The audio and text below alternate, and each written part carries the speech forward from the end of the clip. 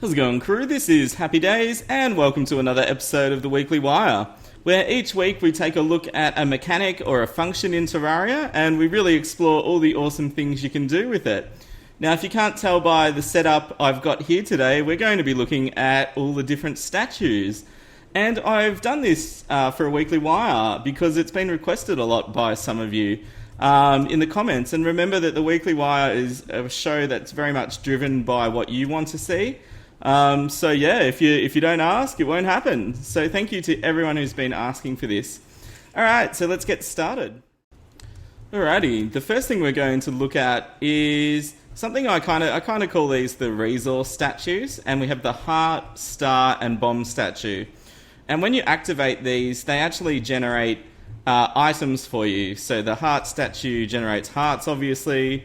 Mana statue or star statue generates mana stars. And the bomb statue, as I suppose you could guess, generates bombs. And for the wiring, when you want to hook these up, you can actually hook up to 6 wires to the same statue. And to give you a bit of an idea of what that actually looks like, a statue is consisted of 6 blocks like this. And to connect up all the points, you just have to make the different coloured wires touch it in 6 separate spots, which is essentially what I've done here. And that way, when you activate it, you're actually giving it lots of opportunities to spawn. Like you saw, I just got 6 bombs in quick succession there. Okay, the next thing we've got set up here are our mob statues. And I've got them in a box that's about 10 blocks wide. And the reason for this is the lava in the trap, or in the box rather, will actually work to kill the mobs as soon as they spawn. So as soon as they touch the ground, they'll get lava damage. Now, if you make your box any thinner than this, the lava actually rises in level, which makes sense when you think about it. And it will start destroying items if it's any higher. So even if you're only putting one statue in, make sure you've got it about 10 blocks wide so the items aren't destroyed. For wiring, all I've got is just a single red wire through it, but it's the same principle as we used with the item statues up there. If you wanted to get up to 3 of the same mobs spawning, you could connect the wire 3 times to the statue and it'll spawn 3 of the mobs instead. What I also wanted to show is what some of the different items you can get from the statues are. So we've got the bat statue here. And obviously I'm pretty sure every mob in Terraria spawns a banner. You can also get hooks from bat statues. The chain knife, which is a pretty cool weapon to have early in the game. And something I use quite a bit, I've got a GPS, which is just an upgraded one of these. The depth meter, which when you equip it, actually shows how high or low you are in the world. And it's really useful if you're trying to set up farms that require a certain depth. So really good items from the bat statue, I find. The skeleton, I was actually really impressed with all the items you can get from it. It spawned some just while we were farming then. It spawns the helmets, the ancient helmets, and you can sell them for a bit of gold. What I really liked was the bone sword that you can get from skeletons as well. And also skulls, which are just a vanity item, which is alright. And gets the skeleton banner too. Okay, moving right along, we've got the piranha statue, which obviously spawns its banner, hooks, and you get the really rare robot cap item, which looks pretty cool. And I'm not sure of the reference for it, but to me it kind of looks like Ash Ketchum's hat from Pokemon, so that's really cool. I love it. The crab statue, unfortunately, doesn't spawn much, but it spawns crab banners. So if you want crab banners, then make a crab statue and hook it up because you get lots of cool banners from it. Now, the jellyfish statue is regarded as one of the most useful statues for money. It gets so many glow sticks and jellyfish necklaces, which sell for over a gold each. And just the rate of item drops is amazing. And you get jellyfish banners, which is cool. Now, the bunny statue is actually an interesting one because normally it will just spawn the bunny banner, which looks pretty cute by itself. But if it is a blood moon, the statue actually changes and spawns corrupt bunnies instead, which is how you acquire the bunnyhood item, which changes your head into a bunny, which is pretty cool. So it's got about a 1 in 75 chance during a blood moon, and the bunnies are slightly stronger, and they will kill passive mobs. So yeah, if you've got this hooked up and a blood moon starts, yeah, just turn it on and you'll get different banners and bunny hoods. Okay, goldfish statue is the same. It has a corrupt version during a blood moon, which I thought was pretty cool. And the banner looks kind of freaky, to be honest. And normally you'll just get the normal banner. So like the crab statue, not too much going on there. Bird statue is the same, just spawns the bird banner, which I actually thought looked like the bunny banner. And the infamous slime statue, which has slime banners, and the amazing slime staff. That is 1 in 10,000 chance, so it is ultra rare, ultra rare. The next thing I want to move on to is these two statues, the shark and the mimic, because these have special uses, these two. So let's get started. Okay, you'll notice I've got the shark and the mimic statue in their own boxes, and that's because when you spawn these mobs, they actually are high HP summons. So sharks have 300 hit points, and mimics have 500, I believe. So they take quite a while to die, so if you are going to farm for them, I recommend making their own little farms, and possibly putting summons in there as well, or traps. Spiky balls are really good for these traps, so I'll just turn these off. The cool thing about sharks is they're very similar to jellyfish statues in that they drop a lot of items, tons of shark fins and diving helmets. So they're pretty useful for selling, and the banners obviously. Mimics unfortunately only give you the mimic banners, which is a bit sad. Now the reason I've got these two separate guys is because they've got over 100 hit points. These can be used to summon dungeon spirits in the hard mode post-Plantera dungeon, which is a great way of farming ectoplasm, which I showed in a previous Weekly Wire, I'm pretty sure. So great statues to have. Shark statues especially useful for farming, similar to the skeleton and the jellyfish statue. Alright, and we're going to move on to the last thing, which is using a setup to get multiple items really quickly.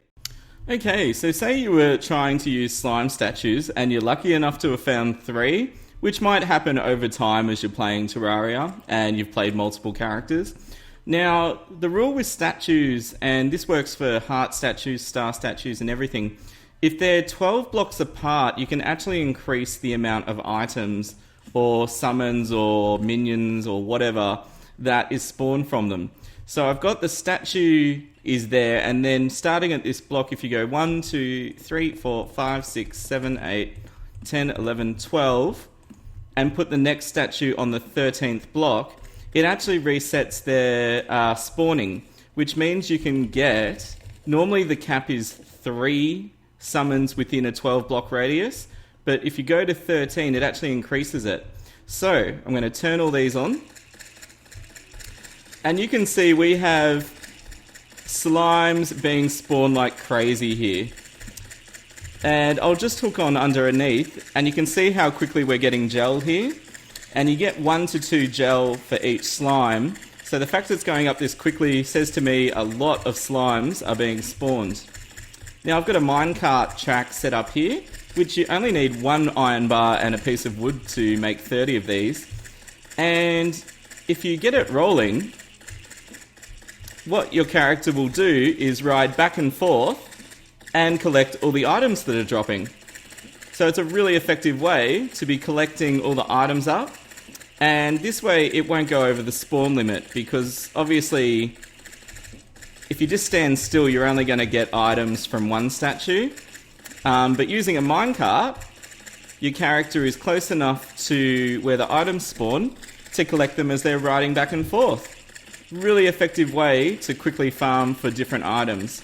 Especially, you know, you could set up 3 different statues. You might put a skeleton, a slime statue, and a jellyfish statue, and just ride back and forth and collect them. Alright, so let's turn this back off. Okay, the last thing we're going to look at is the king and queen statues. And in Terraria, when you've got these hooked up, and I've just hooked these up to a little switch, when you actually use them, it summons an NPC of the same gender to wherever the statue is. So I'm going to flick this switch and hey, it's Carlo the painter. How's it going, man? Oh, I'm doing alright, Happy. Just wondering why I've instantly teleported here. And basically, if you were setting up a new house and you wanted Carlo to move into it, you could put the statue there and then summon it in. Now, the only problem is, of course, you don't get control over which NPC you summon. So it's a bit random, but you might, summon lots of different NPCs. And once you get the one you want, click him on, and you know he's safe in the new place. And the same works for the Queen statue. You can use it to summon a female NPC. And now Carlo and Amy can go on a nice date together and eat cookies and watch the sunset because it is the afternoon. Carlo, you rascal. Treat her nice now. Oh, gosh. Okay, guys. Thanks again for joining me for another episode of The Weekly Wire. Don't forget to keep your requests coming in for what you would like to see next week. The time has finally come, and I spoke about this a few episodes ago, how I would like to reward a few people who are being ultra positive in the comments and helping out other people in our community. I've been watching really closely since forever because I'm always in the comments, and I feel the time is right to hand out the first. I don't quite have a name for it yet. I guess I could call it a Happy Prize. But I'm going to give away a game today just because it's random, just a random game to someone who's been really positive in our community.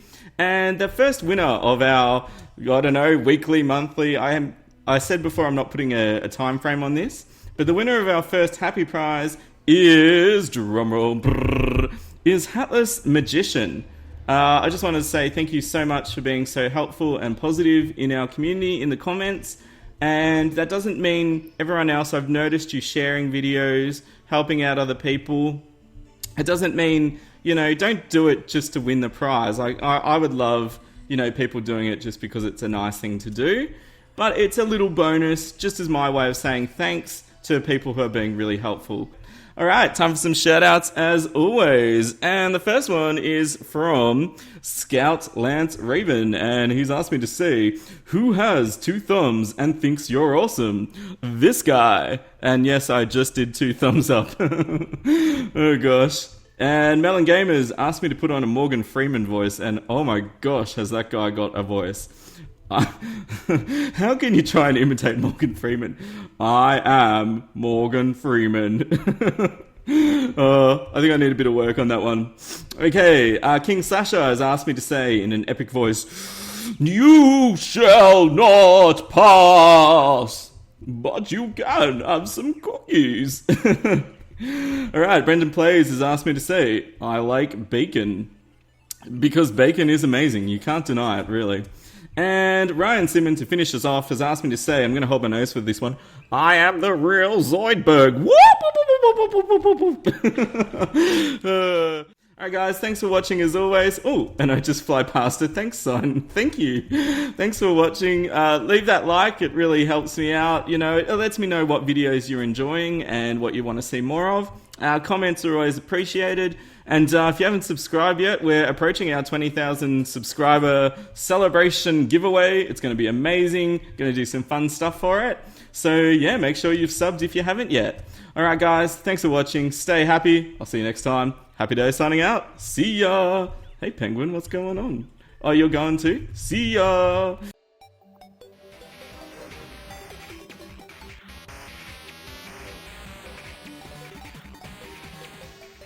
And you can see that the Ice Golem's doing a bit of a dance here to his rave disco tunes, and his fireworks are going everywhere here, and he's having a great time.